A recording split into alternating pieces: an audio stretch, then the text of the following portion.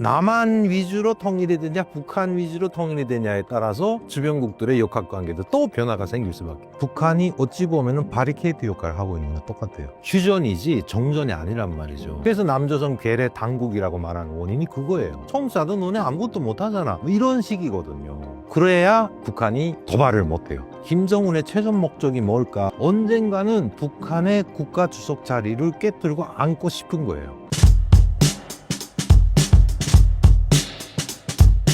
한반도 통일 시나리오가 현실화될 경우 미 일중 러 주변 강대국들이 환영하는 척하면서도 속으로는 뒤집히는 진짜 이유는 무엇인가요?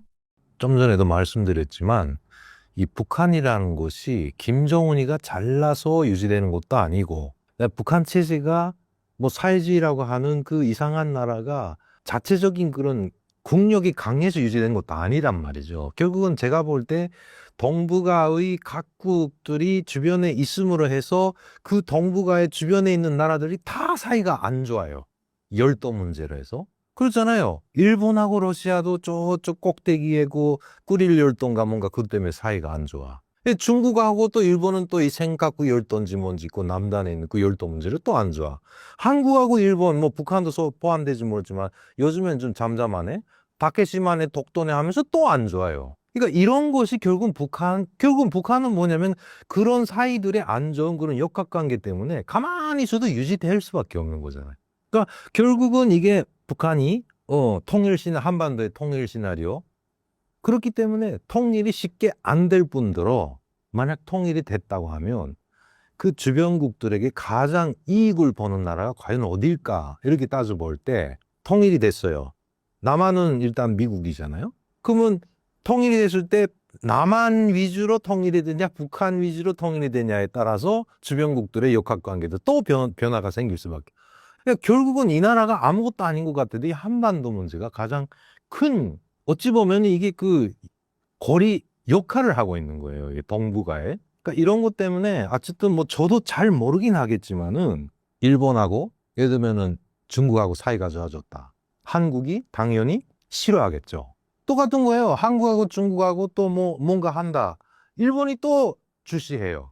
그러니까 이러한 주변 환경 때문에 과연 뭐 통일이 어떤 식의 통일인가에 따라가는데, 우리가 바라는 거는 역시 북한이 없어지는 통일이 돼야 되겠죠. 그냥 그렇게 되기를 바랄 뿐이죠.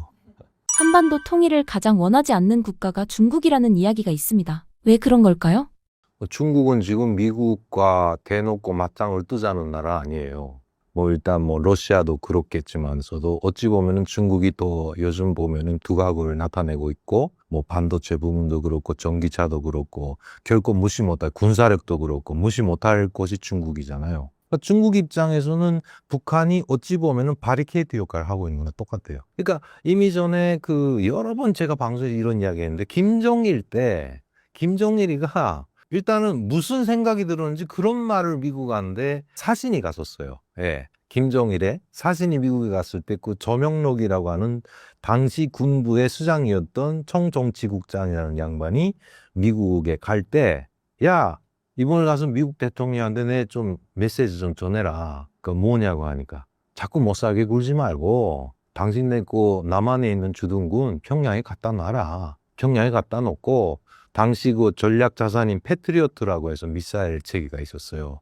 그 패트리어트 갖다가 그 두만강 압록강에다 깔아봐. 그럼 해결되잖아. 라는 이야기를 한 적이 있었어요. 간부들한테도 그런 소문이 들어왔는데, 그럼 뭘 의미합니까? 결국은 한반도 통일이 문제가 아니라 미국 입장에서는 중국이 문제인 거예요. 러시아가 문제인 거예요. 근데 만약에 가상 시나리오로 해서 미군은 없고 미군은 남한에서 북한으로 다 올라갔어요 라는 건 우리는 통일됐단 말이지. 그죠? 중국하고 러시아 입장은 새로운 냉전이 형성돼요. 또 그렇게 되면. 그렇지 않을까요? 난 그래서 김정일이가 그런 이야기를 했어요. 그러니까 그 뜻은 뭐냐면, 그 아닌가, 그 사신이 조명록이가 대통령, 그때 클린턴 때인가? 갈 때 그 이야기예요. 너네 뭐 자꾸 시끄럽게 놀지 말고, 니네가 그렇게 안 한들 나는 중국하고 러시아 때문에 골아파 죽겠다는 소리란 말이죠. 못해요, 마음대로 북한도. 그러니까 그런 것. 그러니까 누가 손해보고 누가 독을 보냐 할 때 보면은 역시 뭐 대국들 짬에 꼈기 때문에, 예. 뭐 미국, 중국, 러시아의 이런 관계 때문에 뭔가가 벌어지는 것이 아닐까라는 생각이에요. 군사력 때문에 그런 것인가요? 그렇죠, 그렇죠. 그러니까 중국 같은 거는 그렇잖아요. 시정일관 이야기하는 거지. 중국은 철저하게 북한을 예속화하고 싶어 해요. 못해. 예, 아까 말한 것처럼 중국이 전면 개입했다? 남한에 있는 미군도 가만 안 있는 거지. 그러니까 지금 보면은 그런 걸 육지에서 이렇게 서로가 이렇게 전투적으로, 하면서 무력적으로 이렇게 그 대립을 하게 되면은 정말 위험하잖아요. 그러니까 바다에서 계속 하고 있잖아, 지금. 해상 작전이 어쩌고. 중국도 지금 그거를 한반도에서 살짝 비껴가지만은 저쪽 아래쪽에서 하고 있잖아요. 미국하고 대립돼가지고. 일본도 개입돼 있지만. 그러니까 이런 문제들이 있기 때문에 결국은 이 대국들이 우리 한반도가 아니라 동북아를 놓치고 싶지 않는 그런 짬에 우리 한반도가 껴 있는 거예요. 한마디로. 저는 그렇게 생각을 해요. 그러니까 중국도 역시 북한에 이야기하는 거 항상 저도 예전에도 이야기했지만 북한은 굶어 죽지 않을 정도로 봐주고 부자가 되지 않을 정도로 머리를 누르는 것이 중국의 입장이라잖아요. 러시아는 힘들면 말해. 그거예요. 이거 대줄게 해라. 한마디 말씀, 이건 좀 너무 비하기인지 모르겠지만, 너 이거 이만큼 해줄게, 이번에 미사일 또 쏴봐. 러시아한테 뭔가 미국이 뭔가 액션을 취했다. 너 한 번 또 쏴봐. 이럴 수도 있는 것 같고. 미국이 한반도 통일을 전략적으로 지지하거나 원하게 될 결정적인 이익은 무엇이라고 보시나요? 일단은 그렇게 되면은 일단 통일이 우리 대한민국 주도로 이루어졌다. 그러면 그때는 미국하고 대한민국하고 지금처럼 유엔군도 철수하지 않나요? 그다음 미국의 전작권도 대한민국에 넘어가지 않을까라는 생각이에요. 그럼 미국은 그렇게 해서도 일단은 동맹국은 동맹국이잖아요. 예, 설마 우리가 한반도가 통일됐다. 대한민국이 다 이 입장을 다 가졌어. 그렇다고 해서 미국이 그럼 중국하고 동맹국을 맺을지 러시아하고 동맹국 맺을지 그건 그때 가서 봐야 될 일이기 때문에 참 힘들어요. 이게 우리 한반도는 정말 아시다시피. 트럼프가 평양을 싱가포르처럼 열린 나라로 만들자고 제안했는데 김정은의 입장에서 국민들 통제가 어려워지는 게 사실일까요?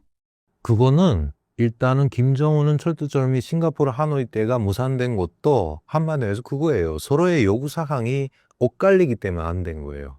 그러니까 만약 그게 합이 맞았다면 아마 북한이 핵을 포기하고 그 대신에 미국이 들어왔을 거예요.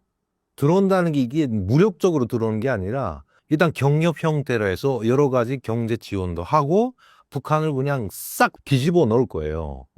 예전에 우리 캐도라고 해가지고 그 미국이 경수를 지어준다 뭐 한다 해가지고 핵을 포기해라. 그리고 후경 감속로 다 없애고 있어 무슨 경수론가 뭔가 만들어서 전력도 다 해결해주고 한다 해놓고 그러면서 그 약속을 결국은 북한이 어겼는지 미국이 어겼는지 모르겠지만 그때 우리 대한민국도 엄청 많이 투자했어요. 경수를 만든다고 해서. 근데 결국 그것도 무산됐어요. 잘 나가다가 무산됐거든요. 그거 왜 그랬어요? 중국하고 러시아 때문에 그런 거예요. 북한하고 미국하고 좋아지면은 그건 싫어하거든요, 그게. 그러니까 그런 문제가 있으니까 만약에 그렇게 해서 미국이 들어와서 북한을 뒤집어 놓게 되면은 중국과 러시아는 당연히 견제하겠죠. 참 힘들어요, 그러게. 통일을 준비하기 위해 지금부터 우리가 전략적으로 집중해야 할 국력 분야는 무엇인가요? 일단은 저는 대한민국도 결코 힘이 없는 나라가 아니거든요. 예, 우리 국방력도 만만치 않는데 항상 우리 한반도라고는 만약의 경우를 생각을 해야 되는 것 같더라고요. 왜냐하면 우리는 아직까지도 휴전이지 정전이 아니란 말이죠. 그렇기 때문에 현재도 전작권 문제 가지고 여러 가지 말하지만은 이 논리적으로 볼 때 북한은 항상 남한을 대할 때 일종의 이니시아티브 주도권을 자기네가 쥐고 있다고 계속 큰 소리 쳐요. 그 원인은 뭐냐면 북한은 전작권을 가지고 있거든요. 전시작전 지휘권을 가지고 있어요. 그러니까 지네가 전쟁하고 보면 해. 근데 우리는 아니잖아요. 그러니까 밤낮 북한이 괴뢰라는 말을 써요. 남조선 괴뢰, 괴뢰. 괴뢰라는 게 그 호수아비, 이 인형 있잖아요, 이렇게 그런 뜻이 괴뢰라고 그래요. 그래서 남조선 괴뢰 당국이라고 말하는 원인이 그거예요. 니네 전작권도 없잖아. 막상 우리가 총 쏴도 너네 아무것도 못하잖아. 유엔 사령부인지 뭔지 미 8군인지 거기 승인 맡아야 되잖아. 이런 식이거든요. 그 러시아는 솔직히 필요 없어요, 그거 그렇게 된 다음에. 그러니까 그 북한한테 준 거예요. 김일성한테 준 거예요. 그때 당시 김일성 자체가 러시아의 괴뢰였으니까 한마디로 말해서. 그러니까 그런 문제 때문에 자꾸 북한은 고자세로 나오는 거예요. 계속. 그렇기 때문에 우리도 역시 국방력은 북한하고 대비할 때 우리가 월등 높지만 대비는 해야 된다 이거죠. 그러니까 이게 그런 문제, 그리고 그다음에 그 주변국들하고의 관계도 역시 잘 가지고 있어야 되지 않을까. 뭐 일본이나 중국이나 뭐 이제 그런 흐름으로 가고 있지만은 그래야 북한이 도발을 못 해요. 중국하고 사이가 좋고 러시아하고 사이가 좋고 일본하고도 사이가 좋고 하면은 얻지 못하겠죠. 라는 생각입니다. 감히. 현재 김정은 정권의 전체적인 분위기가 어떤가요? 현재 그 김정은이가 뭐 경제적 분야에서 놓고 볼 때 무슨 5개년 계획이니 뭐 되도 않는 뭐 그런 계획이 어쩌고 저쩌고 계획 따름하면서 여전히 북한 주민들을 그 닭달질한다요. 볶아대고 있어요. 계속. 일단 예전 제가 있을 때 그러니까 십몇 년 전 북한하고 대비하게 되면은 고생은 하면서도 그 속에서 좀 어느 정도의 그 잠재력이 생긴 것만 사실이에요. 기술도 그만큼 발전했고 그다음에 예전에 허용이 안 됐던 부분까지도 일부 허용을 해가지고 뭐 얼마 전에 또 북한 주민들에게도 자가용도 인정을 시켰고 그다음에 이미 전에는 개인 택시 비슷하게 물론 완전히 개인 자산은 아니지만 뭐 개인들의 그 일종의 그 활동 영역을 좀 넓혀줬더라고요. 뭐 휴대폰도 그렇고 예, 휴대폰도 나름대로 막아놨지만 주민들이 아유 우리는 인터넷도 못 쓰고 이게 무슨 휴대폰이냐고 의견을 못 가지게 인트라넷상에서도 여러 가지 다 하잖아요. 뭐 우리처럼 똑같대요. 그 인트라넷상에서 일단은 뭐 뭔가 사고 팔고도 하고 뭐 여러 가지 하고 있으니까 그러니까 이런 입장인데 역시 김정은은 이 틀을 또 깨고 좀 뭔가 좀 더 하고 싶은데 아직은 못하는 상황이라 하고 저는 김정은의 최종 목적이 뭘까 하고 볼 때 늘 그렇게 생각을 하는데 현재 북한이 김일성이가 죽고 나서 국가 주석이 없어요. 아시는 분들은 아실지 모르겠지만 국가 주석이 없어요. 김정일이도 국가 주석을 안 했거든요. 김일성이는 조선민주주의인민공화국 국가 주석 김일성 뭐 이게 뭐 그다음 노동당 총비서 왜 최고사령관 다 가지고 있었어요. 그다음에 그 김일성이가 죽기 전에 벌써 처음에 최고사령관직 군직을 아들한테 주고 그다음에 죽은 다음에 다 넘어갔는데 국가 주석은 비어 있어요. 김정일이는 그때 국방위원회 위원장으로 계속 살아다가 죽었어요. 근데 그다음에 김정은이 인계받았는데 국가주석 안 해요, 아직도. 그거 왜 그럴까요? 국가주석을 할 만한 나라가 아니에요, 저게는 지금. 그러니까 제대로 된 나라라고 말을 못 해요. 괜히 거기 국가주석 했다가는, 예, 그 똥진 어소리가 되는 거야. 아무것도 못 해요, 그거는. 그러니까 그걸 알아요, 김정은이도. 그러니까 이거를 풀기 위해서는 일단은 뭐냐면 국제적인 면에서도 결국은 입지가 보장이 되고 정말 모든 나라가 나라라고 인정을 할 만한 조건이 지어지지 않으면은 국가 주석을 못 한다는 거란 말이죠, 한마디로. 자, 일본도 북한을 나라로 인정 안 하고 있어요. 저 뭐지 그 몇 년 전 일인데 이건 사적인 이야기지만은 미얀마에 간 적이 있었는데 뭔가 다른 일 때문에 김포공항에서 미얀마에 가니까 미얀마 돈이 좀 필요할까 해서 그 환전소에서 이거 미얀마 돈 바꿔주세요 하니까 없대요. 왜요? 보니까 그거 모르세요? 다른 나라 화폐 다 있는데 북한하고 미얀마만 돈이 없다는 거예요. 나라로 인정을 못 받고 있는 거예요, 미얀마 역시. 그러니까 그런 식이기 때문에 김정은의 최종 목적은 뭐냐면은 어떻게 해서든 북미 관계를 풀든 뭐 하든 제재를 풀든 해가지고 자기가 아직 젊었으니까 언젠가는 북한의 국가 주석 자리를 깨뜨리고 앉고 싶은 거예요. 그래가지고 자기도 뭐 트럼프나 다른 나라 대통령처럼 공식적인 국가 수반으로 해가지고 외교 활동도 하고 싶은 거예요. 그러면 아마 핵을 포기할까? 모르겠어요. 그때 가서도 아마 핵을 가지고 또 잘난 척 하겠는지 모르겠지만 그게 최종 목적이라고 봐요. 그게 언제 될지 모르지만 그렇게 되면 지금 하고 있는 외교 활동은 어떻게 되나요? 남한하고는 이제는 그 양반은 절대로 남한하고 낯을 안 돌릴 것 같아요. 만약에 여기서 국가 수반이 됐다? 그러면 완전히 영구 분열이야, 영구 분열. 저는 그런 생각이 들어요. 아니 자기가 고생하면서 대통령이 됐는데 다시 남한하고 연방제를 한대 뭐 한대 하면은 또 위태로워지는데 안 하죠. 그다음에 그러니까 작지만 그렇게 해가지고 뭐 일단 한다. 그러니까 뭐 속심은 모르겠어요. 그때 가서 진짜 무력 침공해가지고 남한을 또 다 자기네 주가하려고 하는지 모르겠지만 제가 볼 땐 그 양반 그런 배짱이 있을 것 같지도 않고 아무리 우크라이나 러시아죠. 그 예전하고 다르잖아요. 전쟁도. 예전엔 정말 처참하게 피해가 크지만은 뭐 이렇게 비교해서 안 됐지만은 요즘 러시아 우크라이나 전쟁을 보면은 뭐 뭔가 예전만큼 이렇게 처참한 환경이 아니니까 하여튼 저는 그렇게 생각을 합니다. 김정은이가 뭐 얼마 전에도 무슨 뭐 베네수엘라처럼 되게 되면은 뭐 김정은이를 만약 납치하거나 뭐 체포하게 되면 뭐 김여정이나 뭐 박정천이라고 하는 현재 북한군을 그 최고 거머쥐고 있는 양반이 뭐 핵 미사일의 버튼을 누른다고 뭐 그런 이야기를 하는데, 아유, 저는 뭐 왜 정말 소설을 쓰고 있네라는 생각이 들더라고요, 보니까. 그 핵 미사일이 뭐 진짜 핵이 날아가는 건지, 날아간다고 해서 미국 본토까지 가겠는지, 뭐 저도 잘 모르겠지만, 아무튼 북한은 그런 좀 비정상적인 것이 많기 때문에, 좀 우리도 좀 북한 전문하시는 분들도 좀 더 잘 좀 보고 이렇게 판단을 함이 어떨까라는 생각인데, 뭐 좀 힘들긴 하죠. 뭐 요즘처럼 뭐 이렇게 내부 소식도 못 듣고 하니까.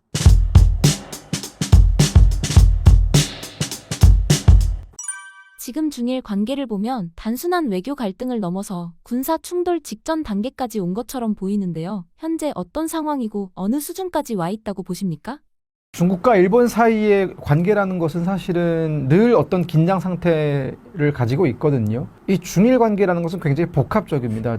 한중 관계라든가 혹은 한일 관계와는 또 다른 역사를 가지고 있고, 특히나 이 두 국가는 2차 대전 때 전쟁을 벌였던 중일 전쟁이라는 1937년에 시작해서 1945년까지 무려 8년 가까이 전쟁을 치렀던 나라고, 또 일본군에 의해서 당시 뭐 난징 대학살이라든가 상당히 많은 민간인 피해가 중일 전쟁 때 발생이 됐기 때문에 중국인들의 일본에 대한 그 분노라든가 혹은 복수심은 사실 우리가 생각하는 것보다 한 차원 위에 있거든요. 그렇기 때문에 이 중일 관계라는 것은 물론 외교적인 면에서 봤을 때에는 큰 틀에서 뭐 무리가 없이 진행되는 것처럼 보이지만, 양 국가 국민들 사이에 존재하는 반일 감정과 반중 감정은 사실은 굉장히 높다. 때때로 국내적인 어떤 이슈, 그러니까 이 반중 감정이나 혹은 반일 감정이 이런 외교에 영향을 미쳐서 중국과 일본 사이에 서로 원하지 않는 그런 무력 충돌 양상까지도 가고 있는 형태로 보이고요.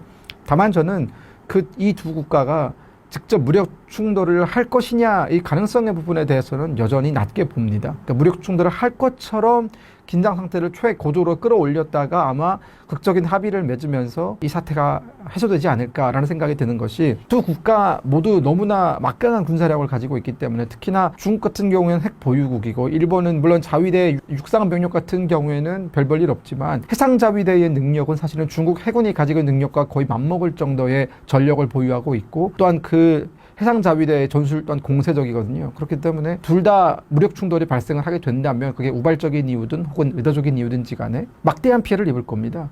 그리고 두 국가 모두 또한 이 경제적으로 전 세계적으로 지금 뭐 한 3위, 4위 정도의 그런 체급을 가지고 있는 나라들이잖아요. 그러니까 이 전 세계 경제를 움직이는 두 나라가 전쟁을 해가지고 전 세계 주가에 영향을 미친다면은 그건 또 그것대로 재앙이기 때문에 결국은 파국을 피하기 위해서 두 국가 모두 출구 전략을 찾지 않을까라는 생각이 좀 듭니다.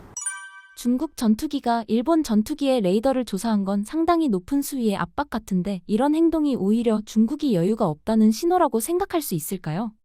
이런 군사적인 무력 행위 중에서도 특히나 기존의 뭐 중국과 일본 사이에 혹은 중국과 미국 사이에 있었던 그 전투기 사이의 이 무력 도발은 근접 비행이거든요. 그러니까 서로의 동체를 굉장히 가깝게 비행시켜서 거의 뭐 15m 간격으로 비행시킨다든가, 아니면 양 조종사가 서로 육안으로 상대방의 얼굴을 마주 볼 수 있을 정도의 근접거리까지 간다면은 해당 기체, 그러니까 그 해당 비행기의 운행만으로도 사실은 동체가 흔들린다든가 뭐 여러 가지로 위협을 받을 수 있거든요. 사실 그래서 근접 비행이 우리가 생각하는 가장 높은 수위의 도발이었는데, 중국이 이번에 레이더를 쐈다라는 거죠. 그러니까 레이더를 쏜다라는 것은 표적 안에 있다라는 것이고, 언제든지 미사일 발사 버튼, 즉 요격할 수 있는 준비가 되어 있다라는 것들을 좀 암시하는 것이기 때문에 사실은 저도 좀 놀랐습니다.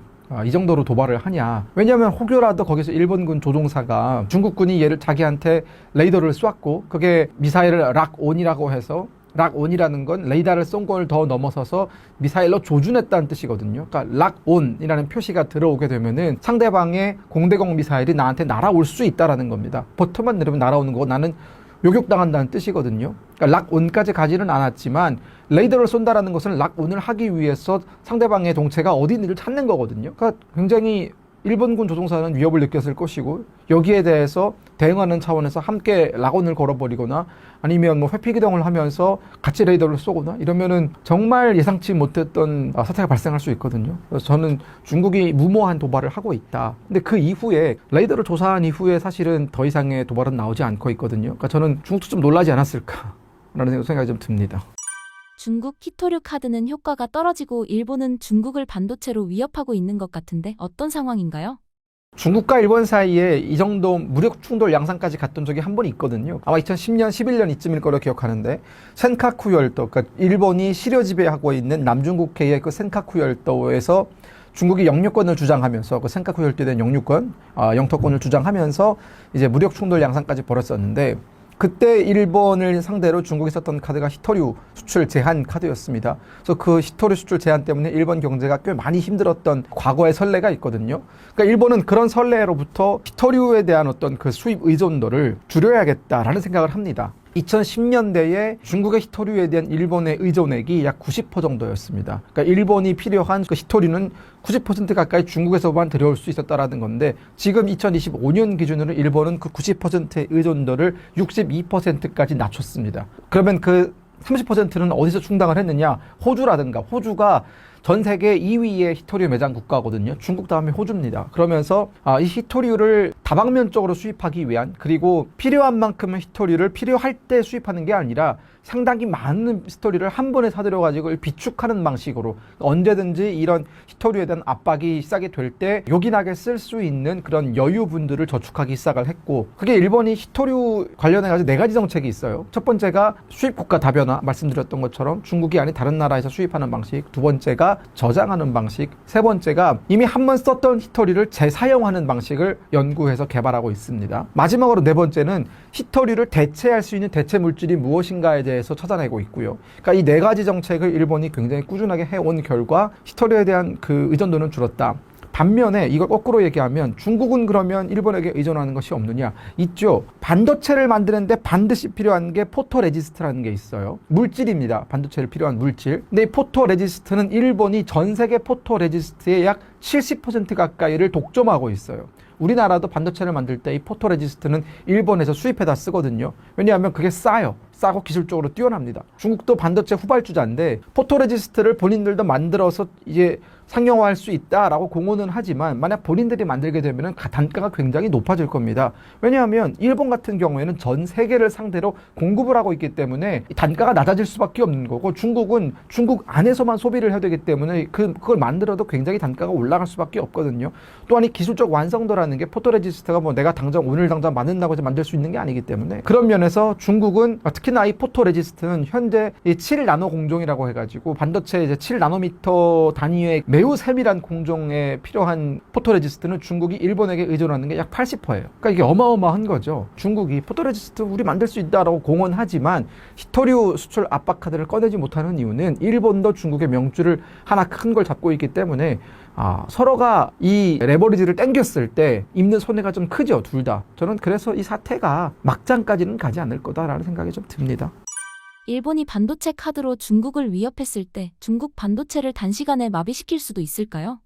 중국 반도체 같은 경우에는 시작한 지가 얼마 안 됐고 그리고 여러 가지 기술적인 한계라든가 혹은 인력의 한계라든가 물론 우리나라나 일본이나 미국에서 인력들을 많이 빼내가고는 있지만 기본적으로 우리나라 반도체는 1980년대, 70년대 말부터 연구개발에 들어가서 80년대부터는 사실상 반도체를 생산하기 시작했던 나라고 중국은 아주 늦게 반도체 시장에 들어온 후발주자거든요. 그렇기 때문에 여러 가지 면에 제약이 있고 가장 큰 제약은 사실 일본이 아니라 미국이죠. 그러니까 미국이 엔비디아라든가 이런 기업들이 다 미국 기업 아닙니까? 그러니까 엔비디아라든가 이런 기업들이 반도체 수출 중국에 하지 않음으로 인해 가지고 중국은 지금 현재 전 세계 시장을 휘어잡고 있는 최첨단 나노 공정의 반도체 기술은 수입을 못하고 있고 자신들이 만드는 아주 단순한 반도체부터 지금 하고 있거든요. 저는 그렇기 때문에 만약 일본이 정말 독하게 마음을 먹고 포토레지스트 수출 안 하고 반도체 기술 관련해가지고 중국과 MOU 끊어버리고 이러면 여기 일본만 동참하는 게 아니거든요. 미국도 여기 동참할 수 있고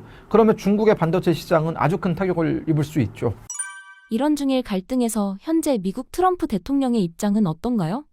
아직까지 미국의 입장은 정중동 자세고요. 움직이지 않고 있는 자세고 좀 지켜보고 있는 것 같습니다. 그런데 미국에서 들려오고 있는 얘기를 보면 이 중일 갈등이 결국은 그렇게 오래 가지는 못할 거다라는 그런 얘기가 나오고 있고, 다카이치 사나이 총리가 등장을 하고 나서 다카이치 총리의 주요 지지 기반이 일본의 2030 세대거든요. 압도적인 지지를 받고 있습니다. 거의 80% 가까이의 지지를 받아요, 2030에. 그리고 일본 2030의 그 반중 여론이 상당히 높거든요. 그러니까 본인 지지층의 그 반중 여론을 의식해서 대만 관련 발언을 했다가 중국과 갈등을 빚었지 않습니까? 여기서 이제 중국도 그렇고 일본도 그렇고 서서히 발을 빼야 됩니다. 이걸 끝까지 가져가서 무력 충돌로 가서는 두 나라 모두 얻을 게 없기 때문에 서서히 출구 전략을 찾을 거로 보이고요. 그러니까 미국 입장에서는 오히려 미국이 개입을 하는 것이 두 나라가 출구 전략을 찾는데 어려움이 될 수도 있어요.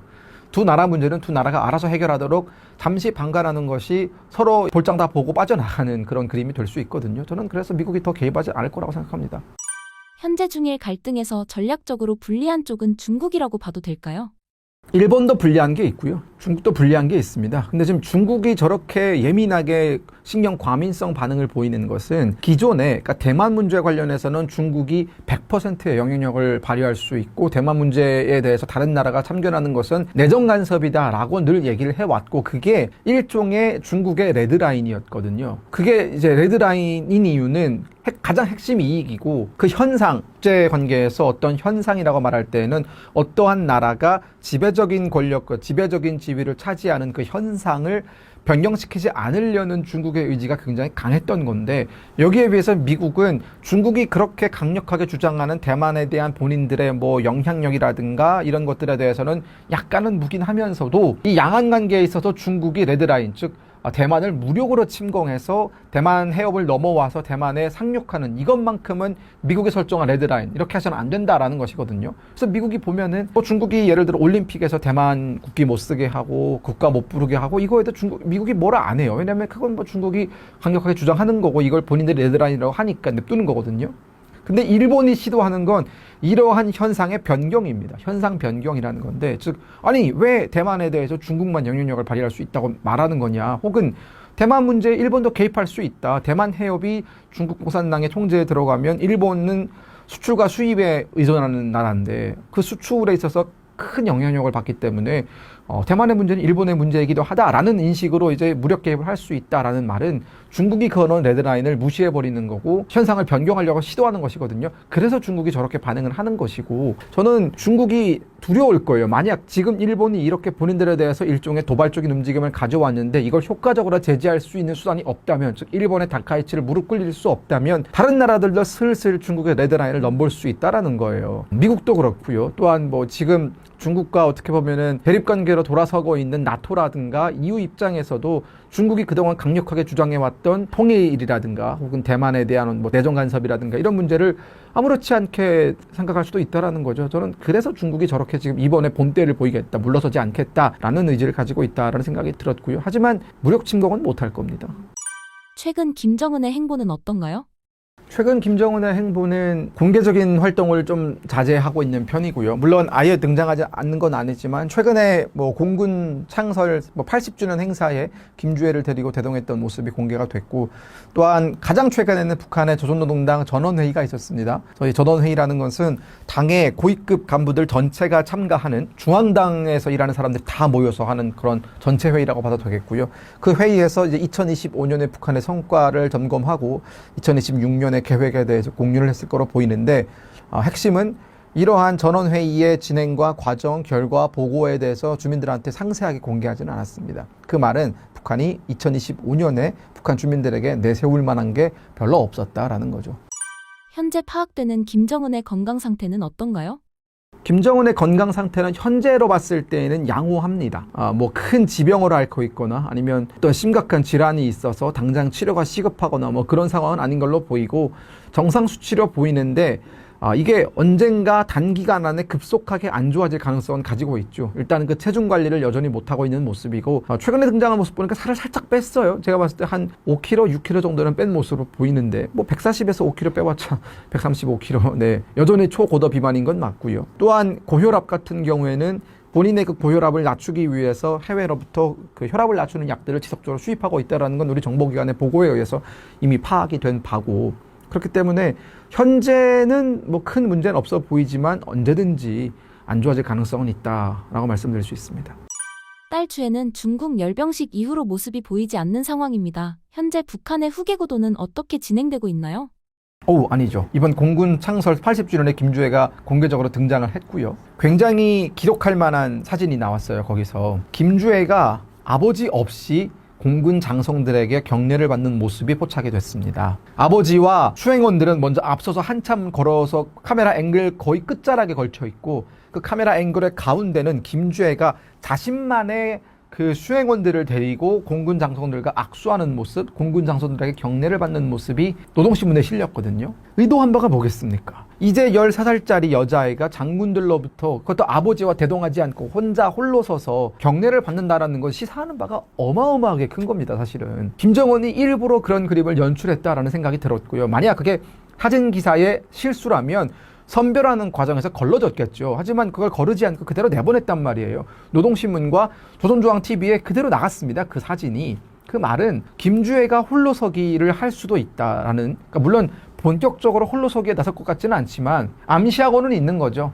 아버지 없이도 김주애 혼자서 장군들과 격려를 받을 수 있고 그들의 충성을 이끌어낼 수 있다라는 걸 암시하는 건데, 이게 더 중요한 이유는 우리가 많은 사람들이 생각했을 때 김주애가 만약 홀로서기에 성공했을 때 가장 위협이 될 사람들은 장군들이다라는 거거든요. 북한의 군인들이 그걸 인정을 하겠냐라는 부분이거든요. 그러니까 그런 부분에 대한 우려를 김정은도 알고 있기 때문에 벌써부터 군 행사에 김주애를 정말 많이 데려가요. 그 말은 끊임없이 군과의 접점을 늘려서 군을 김주애한테 복종시키도록 만드는 그 과정을 만드는 것이거든요. 저는 의미가 상당히 있다. 그리고 김주애가 후계자일 가능성은 지금 25,000%다 라고 말씀드릴 수 있습니다. 현재 김여정의 근황은 어떤가요? PD님도 잘 모르겠죠. 저도 잘 모르겠습니다. 이유는 북한이 김여정에 대해서 이제는 어떤 주목을 하지 않고 어떤 비중을 둬서 보도하지 않고 있다는 것이고, 김주애가 등장을 하고 난 뒤로부터 사실 김여정의 과거의 지위, 그 2018년에 평창올림픽을 위해서 우리나라에 왔을 때까지만 하더라도 황병서, 김주애, 지금은 죽은 김영남, 이 셋이 와가지고 엄청난 위상을 자랑했거든요. 황병서 군의 1인자입니다. 당시. 그리고 김영남 북한의 공식 국가 수반이에요. 이 두 사람 사이에 그때 당시 나이가 2018년이면 나이가 한 30 중반 정도 되는 나이거든요, 김여정이.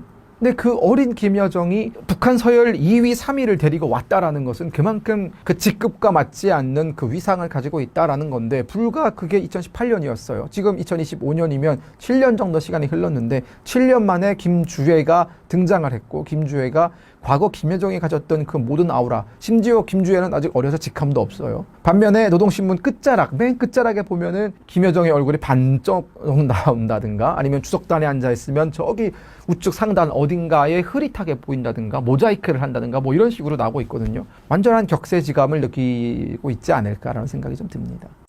해외에서 김한솔이 움직이기 시작했다는 관측도 있는데 후계 경쟁이 다른 인물로 확산될 수도 있을까요?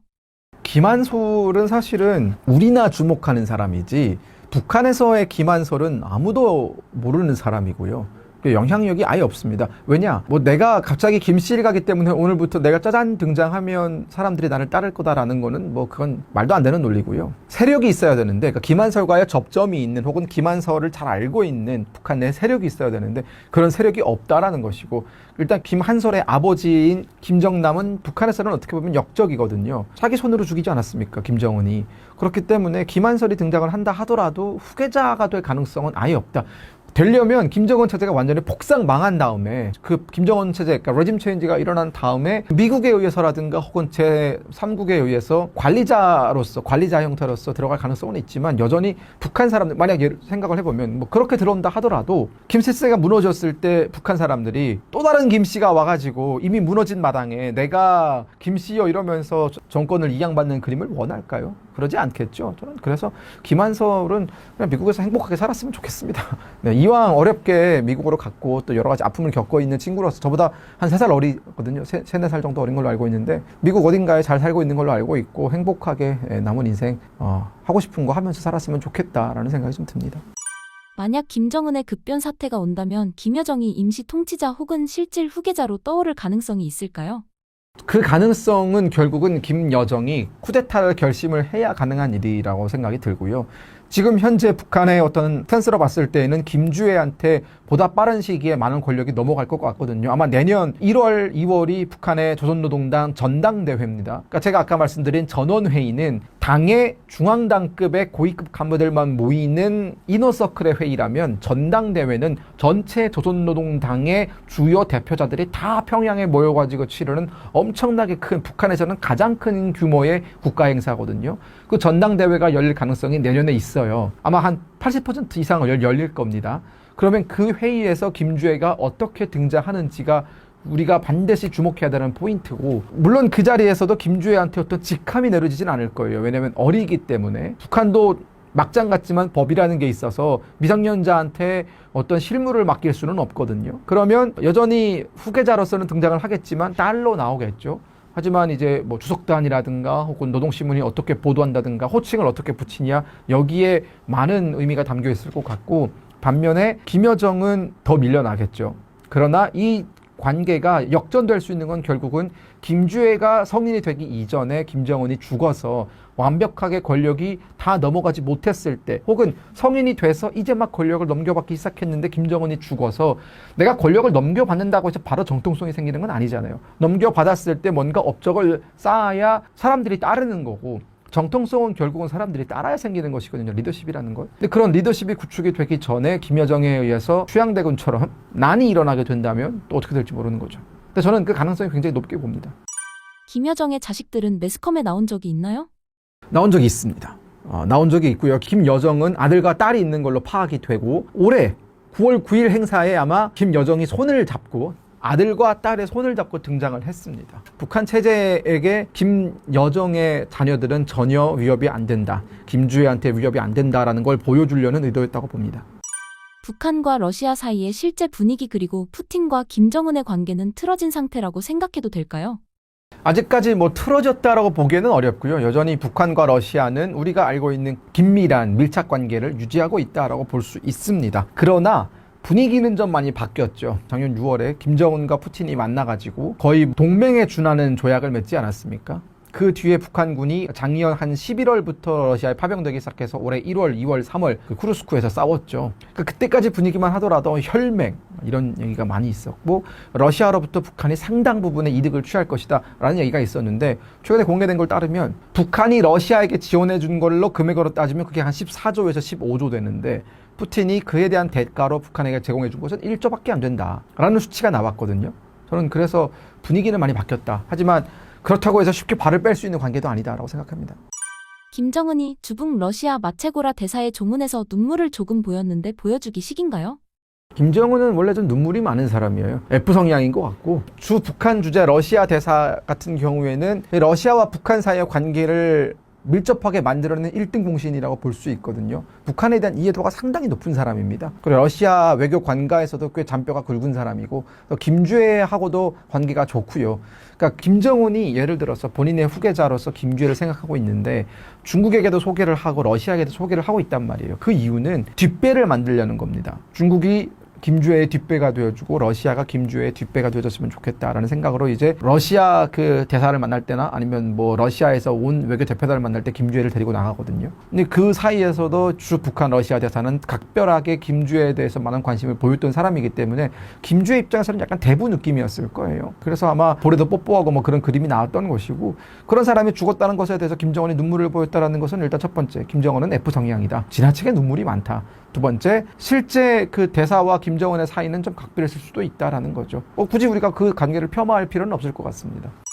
중국은 김주애를 달가워하지 않는다는 게 사실인가요? 그러니까 중국 같은 경우에는 북한의 저런 태도가 이해가 안 되는 거죠. 중국은 아무리 거기도 독재국가고 사회주의를 유지하고 있는 공산국가라 하더라도 세습은 안 하거든요. 네. 시진핑이 자기 아들한테 뭐 세습을 하거나 뭐 그러지는 않거든요. 그런데 지금 북한은 4대 세습을 노리고 있는 거잖아요. 그 공산국가 그 어디를 둘러봐도 지금 현존하는 공산국가 어디에서도 세습을 하는 나라는 없습니다. 아프리카 저기 어디 실패한 국가의 독재자들이나 세습을 하려고 하지, 지금 북한 같은 경우에는 중국의 우방이고 중국의 어떻게 보면 최전선을 담당하고 있는 핵심 동맹국인데, 그런 나라에서 이 세습이 반복적으로 일어나고 있다는 것은 중국 입장에서는 이거 별로 그렇게 달갑지는 않거든요. 그래서 이번에 베이징에 9월에 김주애가 갔을 때 북한의 조선중앙TV와 노동신문은 이걸 막 다큐멘터리를 만들어가지고 김주애가 아버지를 따라서 막 외교 그 무대에도 데뷔를 했다 이걸 막 보도하는데 중국의 신화통신은 김주애가 아버지 뒤에 서 있는 사진, 그러니까 딱 겹쳤을 때 사진만 보여줘요. 그러니까 이게 김주애를 의도적으로 노출시키지 않는 거죠. 거기서부터 사실은 그리고 주석단에도 못 올랐잖아요. 그리고 김주애는 사실 베이징 가가지고 그냥 집에서 방에만 있었거든요. 물론 쇼핑하러 갔을 수는 있을지 모르겠지만 그렇기 때문에 저는 중국은 지금 이걸 탐탁지 않게 보고 있다. 하지만 러시아는 딱히 그렇진 않은 것 같아요.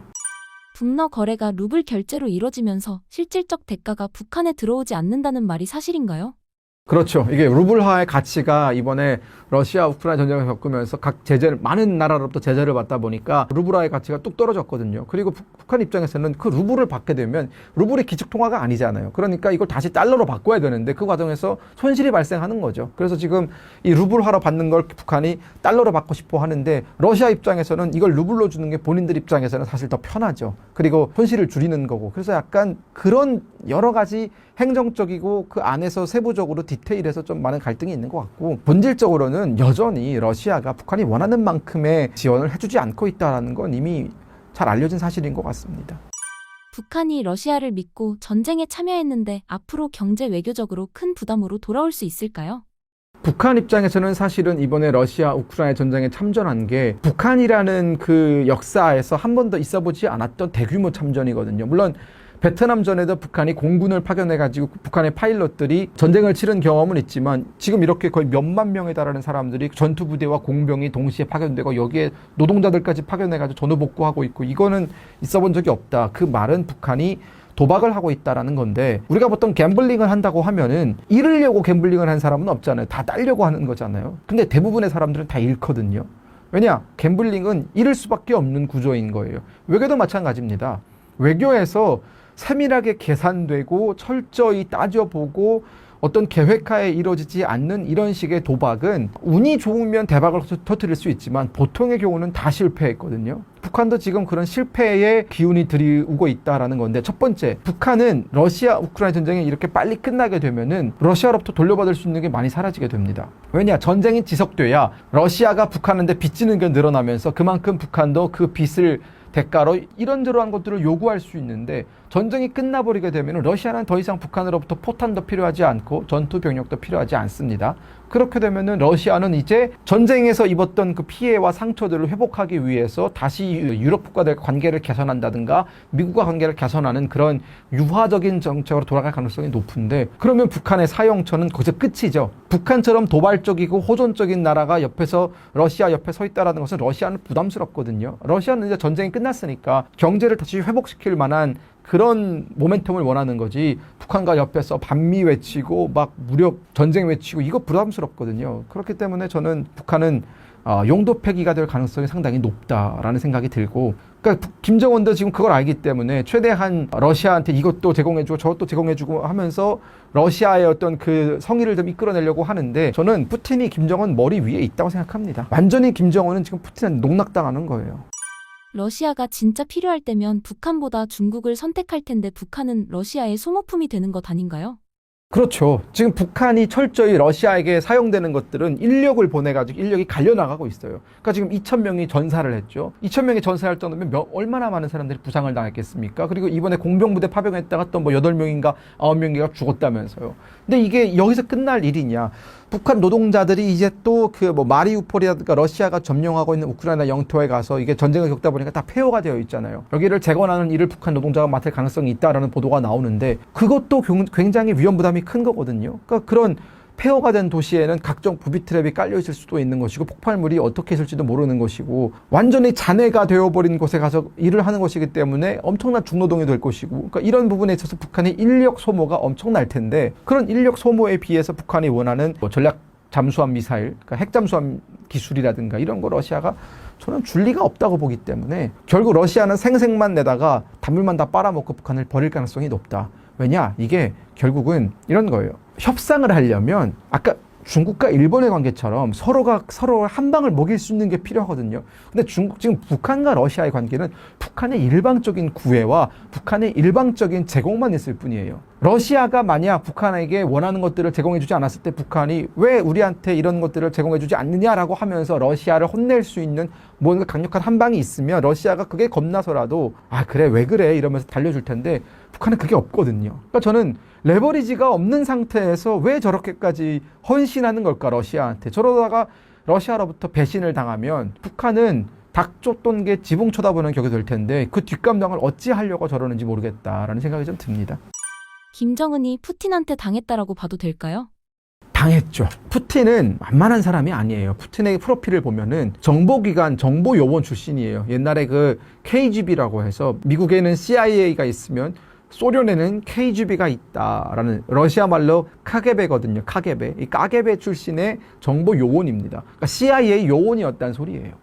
머리가 굉장히 좋고요. 그리고 엄청 성격이 독하고 1999년에 총리가 돼가지고 당시 옐친 대통령, 그러니까 98년이죠 정확히는. 옐친 대통령이 러시아의 대통령이었는데 이 옐친이 워낙 무능하니까 물러나게 됩니다. 그러면서 대통령 대행으로 하다가 99년에 선거를 치러가지고 그때부터 지금까지 쭉 장기 독재를 해오고 있거든요. 그러니까 그 러시아라는 그 거대한 영토를 책임지고 있는 독재자가 한 번도 분열하지 않고 러시아를 지금까지 이끌어왔던 건 푸틴의 카리스마와 그 안에서의 리더십이 아주 뛰어났기 때문에 그렇거든요. 물론 푸틴은 독재자죠. 독재자고 저는 뭐 그렇게 고평가하지는 않습니다만 지지율이 한 60, 70%는 나와요. 러시아에서. 그만큼 러시아 국민들한테는 그게 소구력이 있다라는 거거든요. 근데 김정은은 뭡니까? 그냥 햇병아리예요. 그냥 태어나 보니까 아버지 김정일이었고 그 아버지가 죽으면서 권력을 물려준 사람 아닙니까? 그러니까 이 정치적인 우리가 흔히 얘기하는 그 짬밥면에서 차이가 비교할 수준이 아닌 겁니다. 저는 그래서 북한과 러시아가 저런 관계를 맺을 때부터 제가 아마 그때부터 신사임당 나와가지고 그 얘기를 쭉 했을 거예요. 이거 분명히 버림받을 거다. 러시아는 북한에게 대륙간 탄도 미사일 기술이라든가 대기권 재진입 기술이라든가 정찰 위성 기술이라든가 핵잠수함 기술을 넘겨줄 이유가 없다. 왜냐? 이런 전략적 기술은 어떠한 나라가 독점하고 있어야 전략적 가치가 올라가는 것이지 아니 너도 갖고 다 갖고 있으면 그게 무슨 전략적 무기냐. 동네 방망이지. 그런 얘기를 제가 많이 했었거든요. 지금 그게 현실이 되고 있다라는 생각이 좀 듭니다.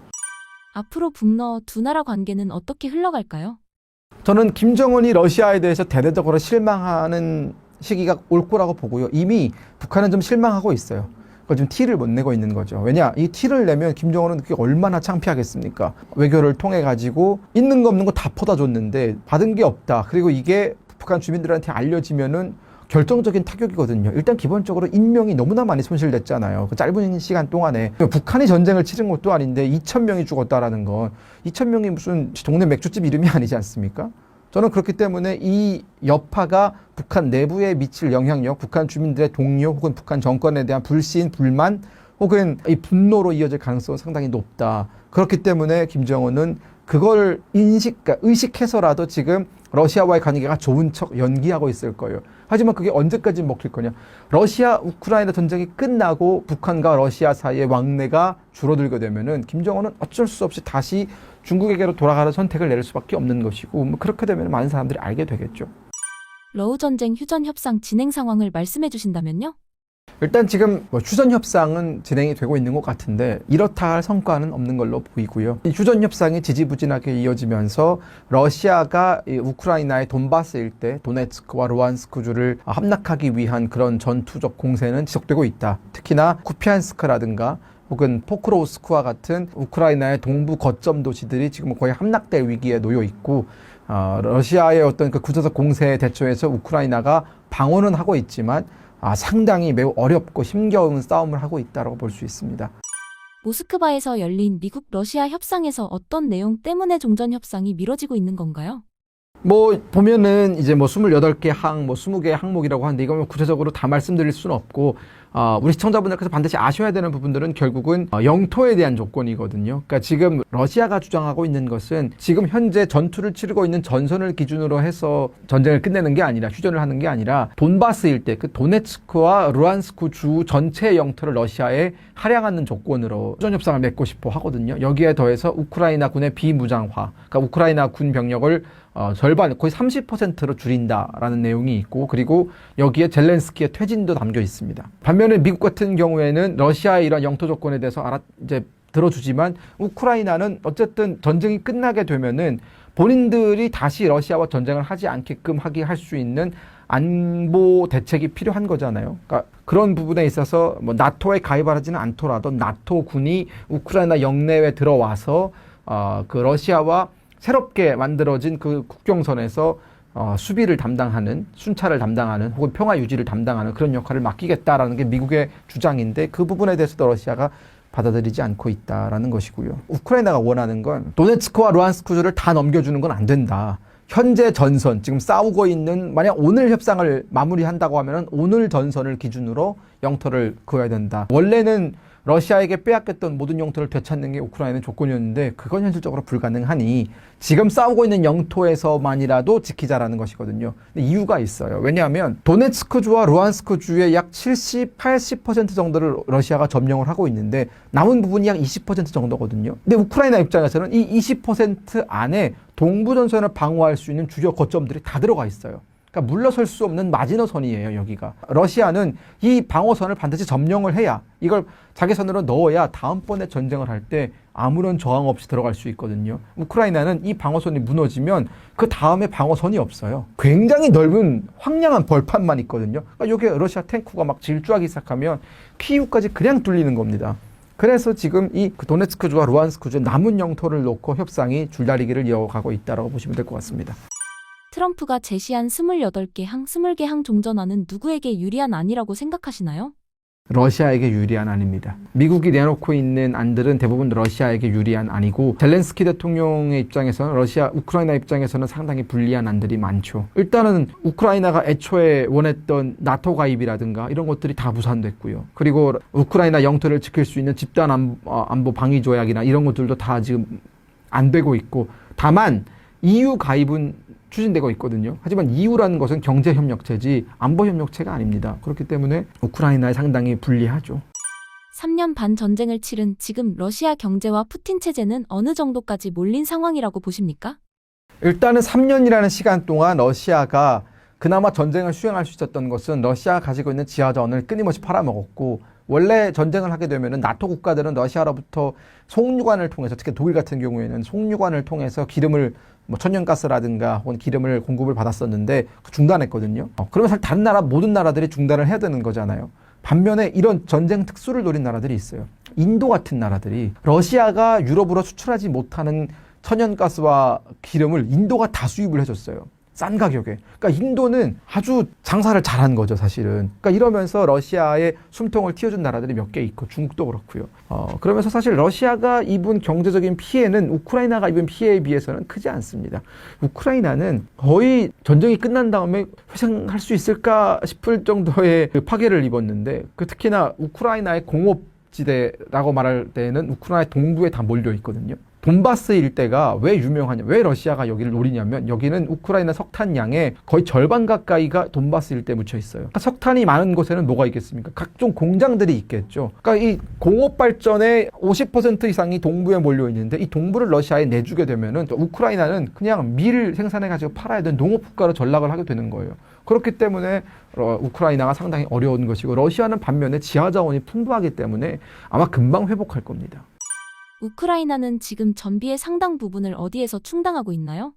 대출이죠. 다른 나라부터 엄청나게 많은 차관을 가지고 와서 지금 우크라이나의 그 국가 부채는 경악할 수준으로 높습니다. 왜냐하면 우크라이나가 전쟁을 치르면서 뭘 팔아먹을 수 있는 게 없잖아요. 그리고 우크라이나는 전 세계 밀 생산량의 상당 부분을 차지하는 나라인데, 그 밀도 생산을 못합니다. 왜냐하면 전쟁을 하다 보니까 우크라이나가 지금 원래 밀을 수출하려면 항구가 있어야 되잖아요. 근데 그 주요 항구가 다 러시아 손에 들어갔습니다. 대표적으로 마리우폴 항구가 되게 큰 항구인데 지금 러시아 수중에 들어갔죠. 헤르선 항구도 지금 헤르선주의 한 3분의 2 가까이를 러시아가 점령하고 있어요. 유일하게 남은 게 오데사 항구밖에 없거든요. 남은 오데사 항구도 러시아가 계속 드론 공격하고 있고 미사일 공격하고 있어가지고 불안합니다. 그렇기 때문에 우크라이나 선박이 흑해를 나가지 못해요. 그러다 보니까 우크라이나의 밀 수출량이 확 줄었고, 생산을 못하다 보니까 뭘 팔아먹을 게 없으니까 지금 대부분 다 차관에 하고 있는 상황인 것이죠. 그러니까 전쟁이 끝나게 되면 이걸 차관을 상환해야 되잖아요. 우크라이나가 이걸 감당할 수 있을까? 원래 우크라이나는 못 사는 나라거든요. 유럽에서 가장 가난한 나라 중에 하나입니다. 그런 가난한 나라가 3년 동안 또 전쟁까지 치렀어요. 저는 당분간 쉽지 않을 거다라는 생각이 좀 듭니다. 루비오 장관이 전쟁을 끝낼 최적의 시기라는 발언을 했는데 미국이 협상을 서두르는 이유가 있을까요? 미국 입장에서는 러시아 우크라이나 전쟁이 빨리 끝나야 우크라이나에 대한 어떤 미국의 지원, 미국이 바이든 정부 때에도 엄청나게 많은 지원을 해줬거든요. 이거 다 공짜란 말이에요. 무기 지원도 많이 해줬죠. 게다가 이 무기 지원을 하기 위해서는 결국은 미국의 국방비가 들어가는 것이기 때문에 미국이 러시아 우크라이나 전쟁 때문에 감내해야 되는 지출도 굉장히 컸어요. 그런 부분에 대해서 미국은 이제 그 지출을 좀 줄이겠다라는 것이고, 또한 중국에게 집중하고 싶은데 지속적으로 러시아 우크라이나 전쟁이 끝나지 않게 되면 미국은 계속 거기에 신경을 써야 되고 발이 묶이는 거잖아요. 그렇기 때문에 미국은 빨리 이 전쟁에서 발을 빼겠다라는 것이고, 애초에 유럽이 생각하는 우크라이나가 만약 러시아 수중에 넘어가게 되면 나토가 위협을 받는다라는 그 생각과 미국은 너무나 멀리 떨어져 있어요. 특히 트럼프 행정부는 우크라이나를 애초에 유럽 국가로 보지도 않고요. 그리고 우크라이나를 러시아의 영향력 하에 있던 나라 정도로 보기 때문에 그런 인식의 차이, 나토와 트럼프 사이의 인식의 차이는 크다라고 볼 수 있습니다. 이번 주말 마이애미에서 미국과 러시아 회담이 열릴 예정인데 어떤 상황이 벌어질까요? 요즘 트럼프 대통령의 지지율이 좀 낮아요. 역대급 최하 지지율을 보이고 있거든요. 그러니까 지지율을 끌어올리기 위해서는 결국은 극적인 뭔가가 필요할 거다라는 생각이 들어서 미국이 오히려 더 주도적으로 이 협상안에 나서고 있는 것 같고, 연말 안에 글쎄요, 우리가 주목할 만한 협상이 나올 것 같지는 않습니다만 어쨌든 내년 상반기 안으로 끝날 것 같이 보입니다. 왜냐하면 우크라이나가 더 이상 전쟁을 할 여력이 없어요. 2026년에는 종전이 가능할까요?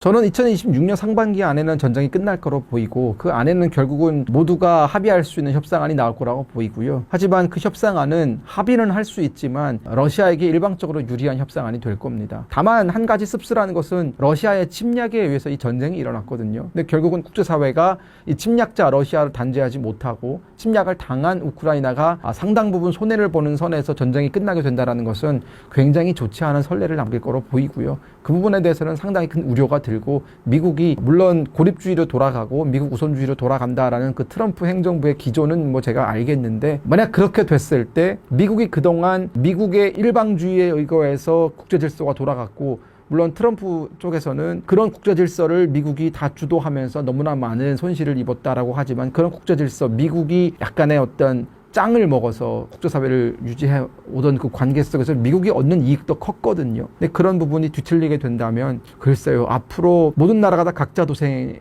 방법으로, 그러니까 결국 이 집단 안보, 집단 방위라는 게 허구였다, 혹은 막 미국과 친하다고 해서 미국이 지켜준다, 이런 것도 좀 많은 의문부호가 생길 것 같아요. 저는 뭐 저를 아시는 시청자분들은 알겠지만 대표적인 친미주의자인데, 러시아 우크라이나 전쟁이 벌어지고 그 협상안을 보면서 그런 위기감은 좀 드는 것 같아요.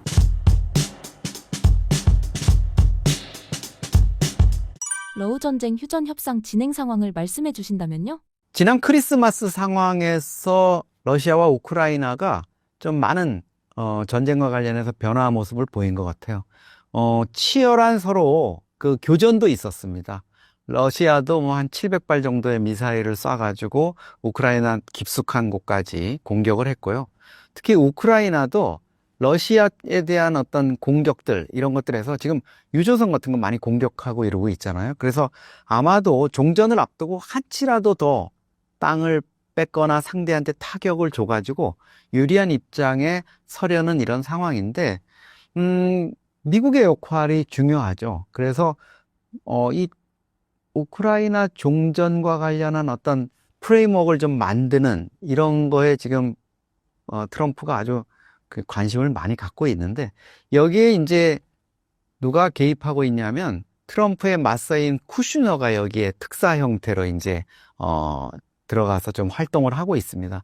근데 최근에 이제 트럼프의 그 사저가 있는 플로리다주 마러라고, 거기에서 뭔가 좀 협상을 했어요. 그래서 우크라이나의 대표들도 와가지고 좀 협상을 하고 이랬는데, 이게 좀 가닥은 잡혀가고 있는 것 같습니다. 기존에 미국이 내놨던 종전 합의안은 28개 조항으로 돼 있었는데 사실은 우크라이나한테 엄청 불리한 거였어요. 그래서 젤렌스키가 수용을 안 하고, 말하자면 야, 러시아가 원하는 대로 대충 좀 내줘. 그리고 러시아 너희 안전보장 해줄게 하는데 그 안전보장이 좀 허술했거든요. 그래서 젤렌스키의 불만을 좀 받아들여가지고 이걸 20개로 줄였는데 젤렌스키가 여기에 대해서 좀 만족을 하고 있어요. 그냥 안전보장도 이제 뭐 나토에 가입하는 문제 이런 문제까지도 전향적으로 논의가 되니까 그럼 좀 해볼게요 했는데 문제는 이제 푸틴이 이걸 받아야 되는 상황입니다. 그래서 크리스마스 어간해서 그런 중재안 20개 항으로 나온 이제 수정안을 그 러시아 특사가 푸틴한테 이제 보고를 하는데 푸틴이 그거를 보고 결정을 해서 오케이 하면은 이제 좀 진전이 갈 수 있는 거고 다시 거부를 하게 되면은 조금 좀 곤란한 상황이 되는데 지금 트럼프가 이제 바짝 몸이 좀 달아오른 것 같아요. 그래서 러시아가 푸틴이 이거 받아들이지 않으면 공격해버리겠다, 제재하겠다, 뭐 이런 식으로까지 지금 좀 날카롭게 대립각을 세우고 있습니다. 미국의 종전하는 누구에게 더 유리하고 러시아는 왜 거부하고 있나요? 우크라이나한테 좀 유리한 상황으로 가고 있는 것 같아요. 지금 현재의 어떤 전선, 이 양측이 이제 군사적으로 대치하고 있는 이 전선을 그대로 고착시키는 게 이제 핵심이고요. 또 하나는 우크라이나 안전보장 문제거든요. 근데 푸틴 입장에서 보면 이렇게 되면 현재 있는 상황이 고착된다? 이렇게 되면 푸틴 입장에서는 4년 가까운 전쟁을 했는데 이게 뭐 6.25 전쟁보다도 더 길어졌어요, 이제. 국민들한테 내가 우크라이나를 상대로 해서 4년간 싸워서 이런 걸 얻었다는 전리품을 보여줘야 되는데 그게 변변치 않은 거죠. 사실 많은 러시아 청년 군인들이 가서 죽고 뭐 군수 이런 부분 때문에 러시아도 많은 피해를 입었는데 이게 저 조그만 나라 우크라이나 상대로 해서 4년 동안 푸틴 너 싸우더니 겨우 이거야? 뭐 이런 부분이 이제 문제가 되니까 푸틴 입장에서는 우크라이나에 지금 점령하고 있는 땅뿐만 아니라 자기네들이 교전 중인 지역도 추가로 좀 영토로 확보했으면 좋겠다. 이런 욕심을 갖고 있습니다. 또 하나는 이제 제재를 좀 완화해 달라. 이런 부분이 있거든요. 러시아에 대한 어떤 그동안의 제재 이런 부분이 좀 완화돼야 되는 부분이 있는데 이런 부분도 이 중재안에는 분명하게 좀 담기지가 않았습니다. 그리고 지역을 보니까 수미 지역이라든가 하르카우 같은 완전히 러시아가 장악 못한 곳에서 철수하도록 이렇게 중재안이 돼 있어요. 근데 푸틴은 그 중요한 전략적 요충지 이런 데를 자기네들이 갖고 싶어 하거든요. 그러니까 이게 해결되기가 좀 쉽지 않은데 트럼프 입장에서 푸틴을 설득하거나 푸틴에게 좀 줄 수 있는 당근이 뭐가 있을까? 현재로서는 좀 마땅치가 않은 것 같습니다. 현재 상황에서 미국의 중재는 종전을 이끌 수 있다고 보시나요? 결정적인 어떤 중재자, 전쟁을 끝낼 수 있는 이런 역할로서는 지금 미국의 역할이 좀 부족한 것 같아요. 이게 중동이라든가 뭐 다른 지역처럼 정말 미국의 힘에 의해 가지고 꼼짝 못하게 누를 수 있는 양측이다 이러면 벌써 종전에 합의를 했겠죠. 그렇지 않으면 또 트럼프가 난리가 났을 테니까. 근데 푸틴이 사실 트럼프의 압박에 의해 가지고 뭐 전쟁을 끝내고 안 끝내고 이럴 상황은 아니지 않습니까? 그러니까 미국도 지금 이 종전 협상에 임하는 이런 자세를 보면 당장 우리가 뭐 끝내는 우리가 역할을 해볼 게 이게 아니라 전쟁 상황을 안정적으로 관리해 나가면서 결국은 종전으로 가는 이 길목에서 좀 그쪽으로 계속 유도를 하려는 이런 역할에 만족을 하는 이런 모습을 보이고 있습니다. 결정적으로는 미국이 제시하고 우크라이나 젤렌스키 대통령이 어느 정도 수용 의사를 밝힌 이 수정안을 푸틴이 어떻게 받아들일 건가 하는 거에 따라서 이 전쟁의 종전 여부가 결정될 것 같습니다. 우크라이나가 러시아 유조선을 직접 공격하며 전장을 해상으로 넓힌 이유는 무엇일까요? 이게 상징적인 공격이라든가 뭐 어떤 단순한 타격을 주는 이런 게 아니라 러시아의 전쟁 수행 능력이라든가 러시아의 국가 재정이 있지 않습니까? 이거를 좀 손상을 주겠다는 의도가 강합니다. 지금 사실 그림자 선단이라 그래서 러시아가 이제 제재라든가 이런 상황 때문에 해외 국적을 단, 해외 국기를 단 러시아 유조선을 많이 운항하고 있거든요.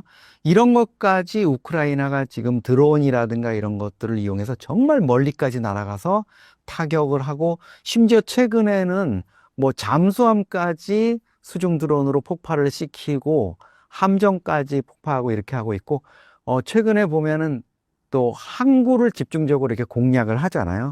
이런 것들이 이제 유조선 또 해운 이런 것들이 러시아의 국가 예산 또 재정, 특히 전쟁을 위한 어떤 물자라든가 군비를 지원하는 어떤 조달하는 핵심 창구라고 보고, 그거를 끊어가지고 러시아가 계속 전쟁을 수행해 나갈, 우크라이나를 상대로 해서 전쟁을 장기화할 이런 거를 좀 끊어내려는 거, 이런 의도가 있는 것 같고요. 또 하나는 그동안 사실 우크라이나가 많이 당했죠.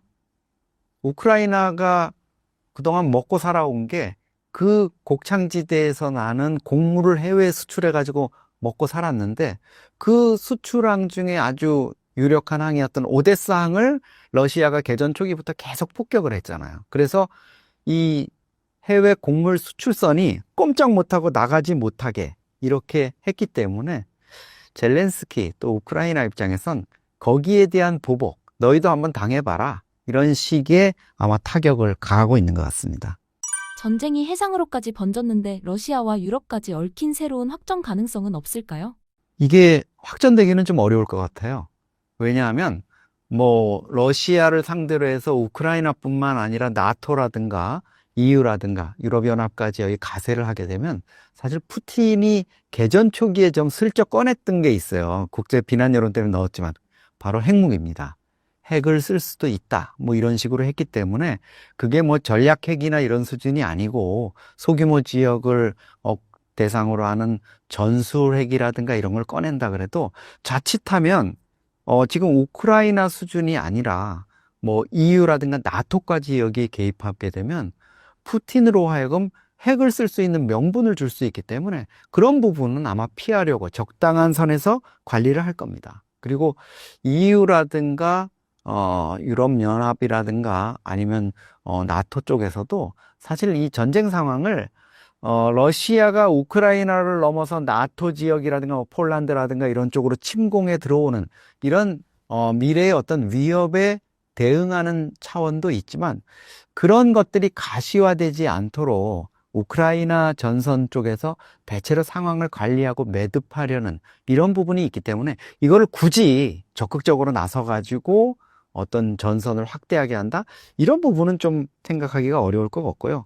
그 다음에 유럽이나 EU나든가 나토가 사실 직접적으로 자기네들이 나서서 싸우는 거는 좀 상상하기 힘들어하는 것 같아요. 그래서 우크라이나가 지금 러시아와 싸우고 있는 거를 지원하고 관리하고 이런 차원에서만 봐도 뭐 지금 현재로서는 확전 위험보다는 미국의 중재안을 결국은 받아들여서 우크라이나하고 러시아가 종전으로 가는 이런 그림이 그려질 가능성이 높습니다.